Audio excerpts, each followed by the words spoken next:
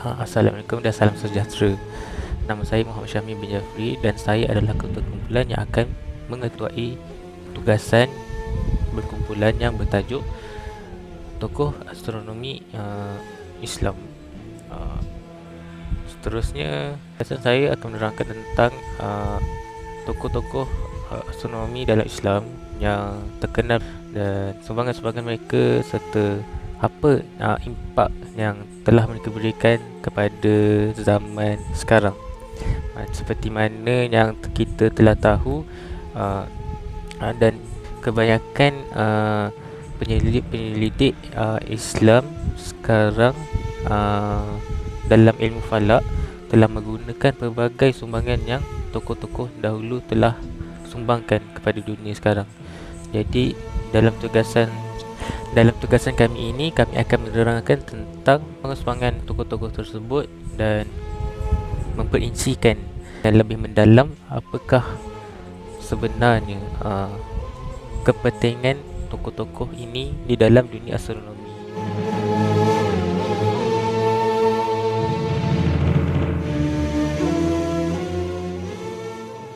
Assalamualaikum, nama saya Naili Harina binti Zaman.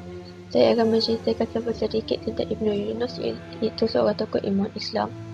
Nama sebenar beliau ialah Abu Al-Hasan Ali Abi Sa'id Abdul Ar-Rahman Ibnu Ahmad Ibnu Yunus Al-Sadafi Al-Misri. Tahun kelahiran beliau ialah pada 992 Masihi dan meninggal pada 1009 Masihi. Tempat kelahiran beliau ialah di Mesir dan kepakaran beliau adalah dalam astronomi dan matematik.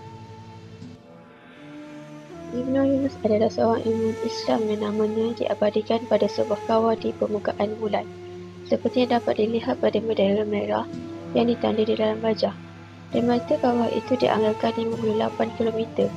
Penamaan itu dicetuskan oleh seorang profesor dari Itali pada tahun 1691 dan kemudiannya disahkan oleh Kesatuan Astronomi Antarabangsa IAU pada tahun 1976. Antara sumbangan Ibnu Yunus dalam astronomi ialah yang pertama, orang pertama memperkenalkan ayunan bendul untuk mengukur waktu abad ke-10 Masihi. Beliau menggunakan bendul untuk memastikan akurasi dan ketepatan waktu. Alat itu juga lazimnya digunakan untuk mengetahui detik-detik untuk meneropong objek samawi seperti menjelaskan 40 planet, melihat 30 gerhana bulan dan mampu menjelaskan tentang konjungsi planet secara lengkap.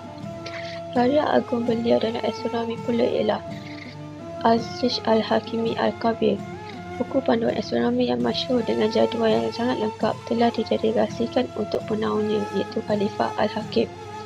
Kedua karya agung beliau ialah Rayat Al-Intifaq, iaitu mengatur waktu di Kairah, Mesir hingga abad ke-9 Masihi. Dalam ilmu astrologi pula, beliau membuat berbagai prediksi dan dirangkum dalam tulisannya iaitu Bulu Al-Umniya. Sebagai seorang peramal, beliau sempat memprediksi hari kematiannya. Sejak itu, Ibnu Yunus membaca Al-Quran berulang-ulang kali sehingga meninggal pada tarikh yang diprediksikannya.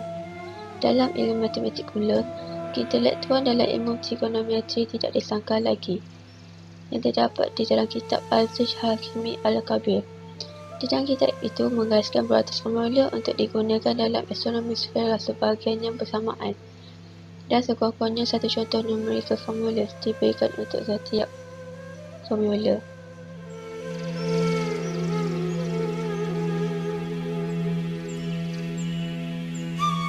Sekarang kita ke tokoh yang kedua, iaitu Al-Biruni. Al-Biruni atau nama sebenar beliau Abu Raihan Muhammad bin Ahmad Al-Biruni merupakan seorang ahli cendekiawan dalam pelbagai bidang dan juga seorang pengembara dan guru.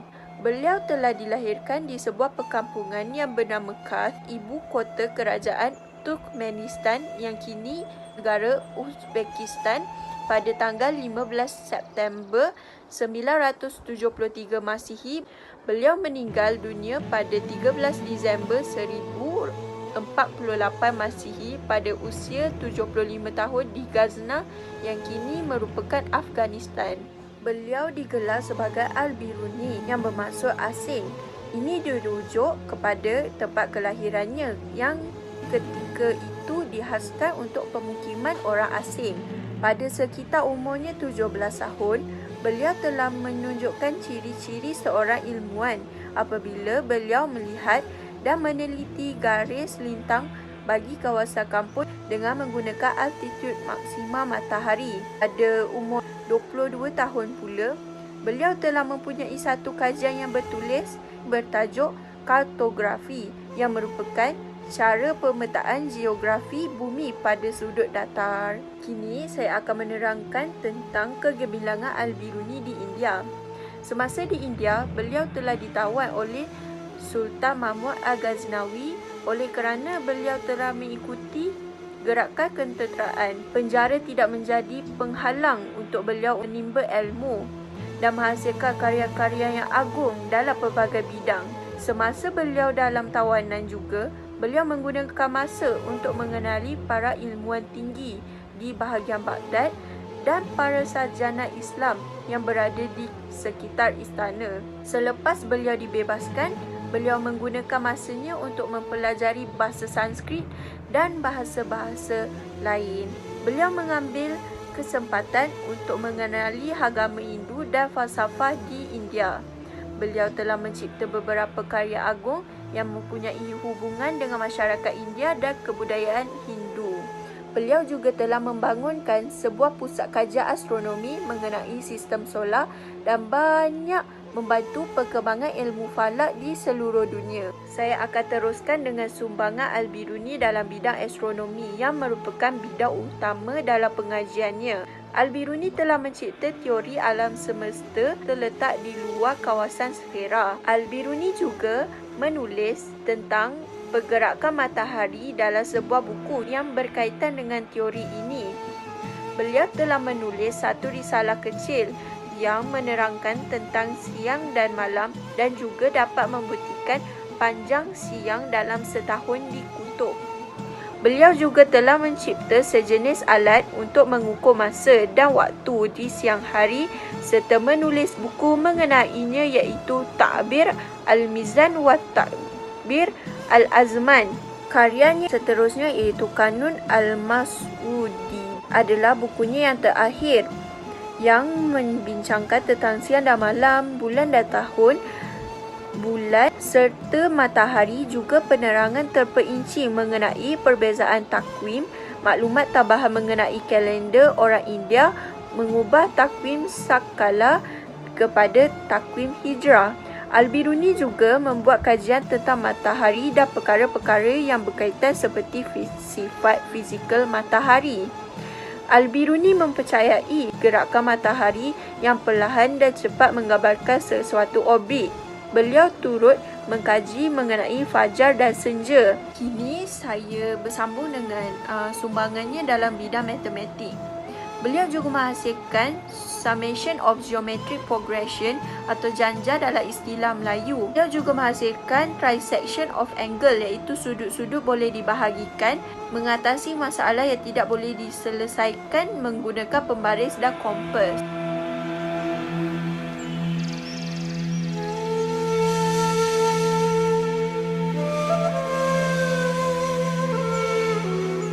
Assalamualaikum warahmatullahi wabarakatuh. Nama saya Syahira binti Abdul Kadir daripada Fakulti FDKMP BMMW 1/1.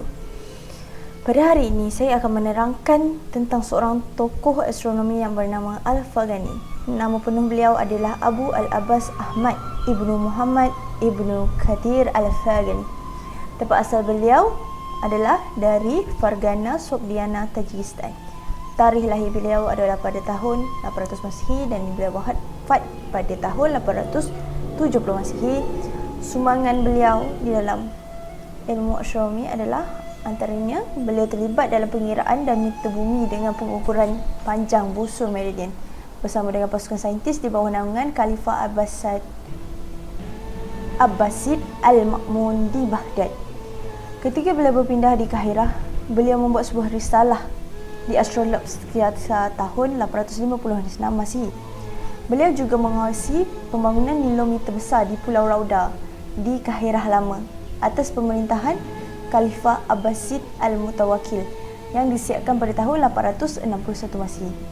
Kilometer besar itu digunakan untuk mengukur ketinggian Sungai Nil untuk sedia menghadapi banjir. Beliau dikenali sebagai Al-Farganus di Barat yang juga merupakan seorang ahli astronomi di Mahkamah Abbasiyah di Baghdad dan salah satu ahli astronomi yang paling terkenal pada abad ke-9. Al-Fargani menyusun beberapa karya mengenai astronomi dan peralatan astronomi yang diedarkan secara meluas dalam bahasa Arab dan Latin. Beliau juga merupakan seorang jurutera mengawasi projek pembangunan di Sungai Kahirah, Mesir. Kawah bulan Al-Farganus dinamakan sepenuh namanya. Mempunyai penemuan mengenai undang-undang pemulihan momentum yang menyatakan bahawa dalam sistem terpencil jumlah momentum sistem tetap berterusan. Karya terkenalnya Kitab Fi Jawami Ilmu Al-Nujumi yang namanya terjemah ke elemen astronomi pada gerakan Cakrawala adalah ringkasan luas Ptolemy Al-Majis yang mengandungi data eksperimen yang telah disemak. Di antara karya yang dipengaruhi oleh karya Al-Fargani adalah Copernicus yang dikatakan telah menggunakan pengiraan diameter bumi Al-Fargani dalam pengiraannya sendiri, dan Christopher Columbus yang menggunakan perhitungan yang sama untuk pelayarannya ke Amerika. Beliau juga menulis sebuah dokumen mengenai instrumen astronomi seperti astrolog yang merupakan dokumen tertua yang masih hidup yang memperincikan pembinaan teori dan penggunaan alat tersebut. Sekian daripada saya.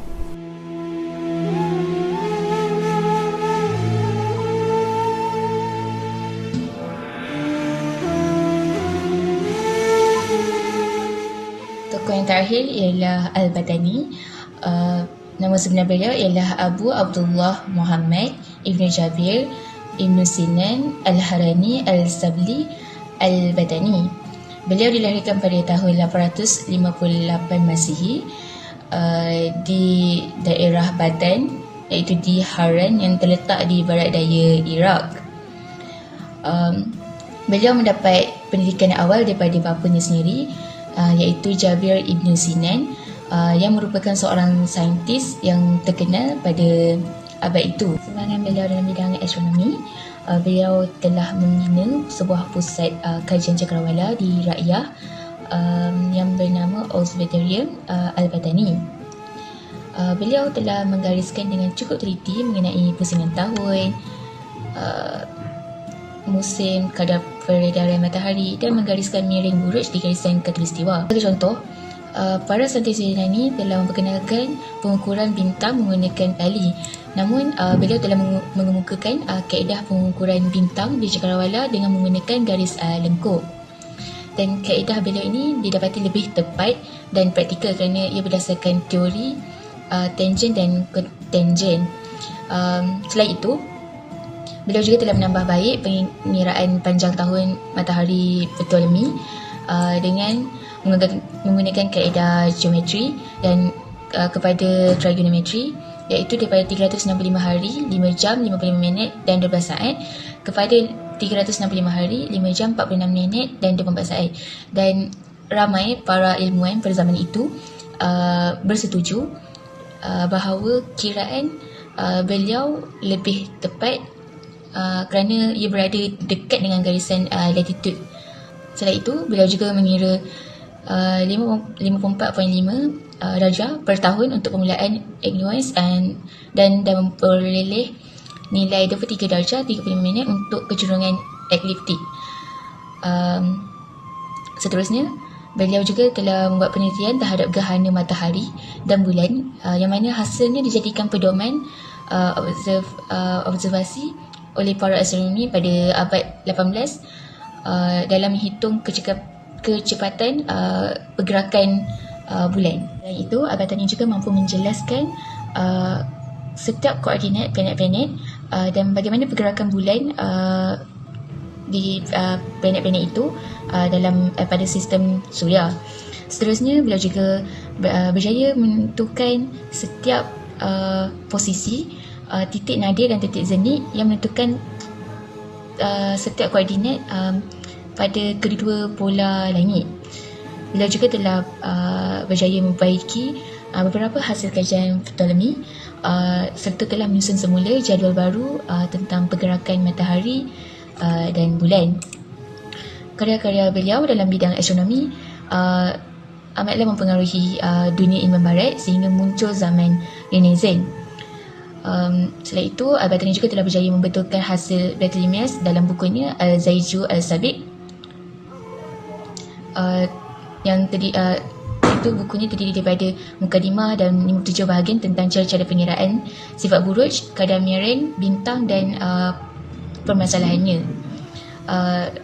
serta jenis-jenis takwim, ukuran masa dan tempoh tahunan serta alat-alat astronomi yang digunakan. Semangat beliau dalam bidang matematik, beliau merupakan orang pertama menggunakan cosine dan garis sendeng dalam segitiga dan sudut, juga penggunaan lambang serta trigonometri ke barat.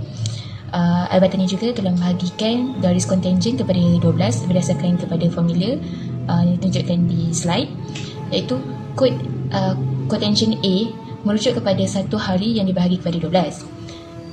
Cos A merujuk kepada perjalanan malam yang waktunya sama dengan cos A, iaitu waktu siang. Berdasarkan kepada formula ini, sekiranya cos A tambah dengan sin A, hasilnya ialah 24 jam. Bila cos A tolak sin A, maka hasilnya ialah 12 jam pada waktu siang dan malam. Perhitungan Al-Battani digunakan sehingga kini dan menjadi asas kepada penceritaan jam yang digunakan dalam kehidupan seharian. Teori yang dikemukakan oleh beliau ternyata mendahului zamannya dan merupakan satu penemuan yang cukup besar serta merubah perjalanan sejarah dan ilmu pengetahuan manusia. Bagaimanapun, usaha beliau tidak pernah mendapat pengiktirafan yang sewajarnya oleh saintis barat.